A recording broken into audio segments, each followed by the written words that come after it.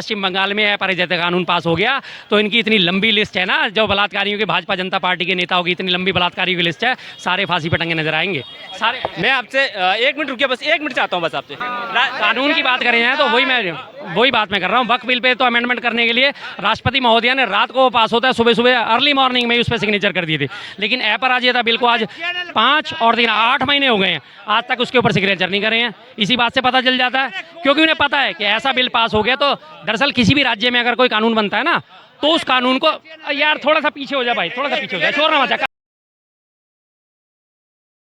बोलिए, हाँ बोलिए। भाई साहब ने बंगाल की बात उठाई है, बंगाल की जरा इनको मैं जानकारी दुरुस्त करा देता हूँ। बंगाल में जो है आरजी कर जो की बात कर रहे हैं, आरजी कर वाला जो मेडिकल के जो नर्स के साथ बलात्कार होता, बिल्कुल आप उसी की बात कर रहे हैं। 48 घंटे में वो अभी पकड़ा गया था, अगर आपकी जानकारी नहीं है तो दुरुस्त कर लेना। दूसरी चीज़, जब ये आरजी कर वाला कांड हुआ था, ममता बनर्जी जो है अपराजिता बिल लेके आई थी अपनी संसद में, अपनी विधानसभा में, संसद में नहीं, अपने विधानसभा में सत्र में उन्होंने आउट करा, उसमें अपराजिता बिल लेके, जिसमें सबसे पहले ये प्रावधान कराया गया था कि जितने भी इस तरह की हरकतें होंगी, बलात्कारियों को फास्ट ट्रैक कोर्ट में मुकदमा चला जाएगा और बलात्कारियों को फांसी से कम की सज़ा नहीं दी जाएगी। उस वक्त तो वाहवाही लूटने के चक्कर में जो तमाम वहाँ पे 77 जो है बीजेपी के विधायक हैं, उन्होंने उसके ऊपर मोहर लगा दी। उसके बाद उन्होंने अगस्त 2023 की ये बात है, 2024 अगस्त 2023 की बात है, 24 की, सॉरी अगस्त 2024 की, हाँ, उसके बाद उन्होंने जो है वो उसको अप्रूवल के लिए राज्यपाल साहब के पास भेज दिया।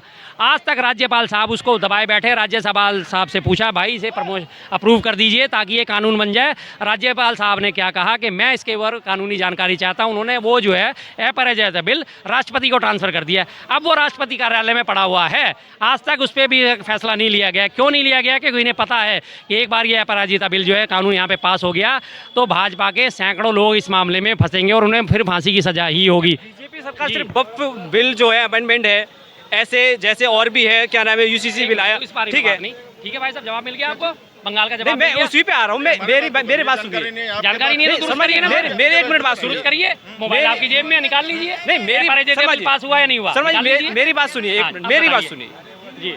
वक्फ बिल लेके आए, ठीक है, क्या हमारे देश में ऐसे कानून की जरूरत नहीं है जो कि आप बता रहे हैं पास ही नहीं हुआ? कानून की बात करें हैं तो वही बात मैं कर रहा हूँ। वक्फ बिल पे तो अमेंडमेंट करने के लिए राष्ट्रपति महोदया ने रात को पास होता है, सुबह सुबह अर्ली मॉर्निंग में ही उस पर सिग्नेचर कर दिए थे, लेकिन अपराजिता बिल को आज 5 और 8 महीने हो गए हैं, आज तक उसके ऊपर सिग्नेचर नहीं करे हैं। इसी बात से पता चल जाता है, क्योंकि उन्हें पता है कि ऐसा बिल पास हो गया तो दरअसल किसी भी राज्य में अगर कोई कानून बनता है ना, तो उस कानून को, यार थोड़ा सा पीछे हो जाए भाई, थोड़ा सा पीछे हो जाए, शोर ना मचा, कान पे शोर ना मचा।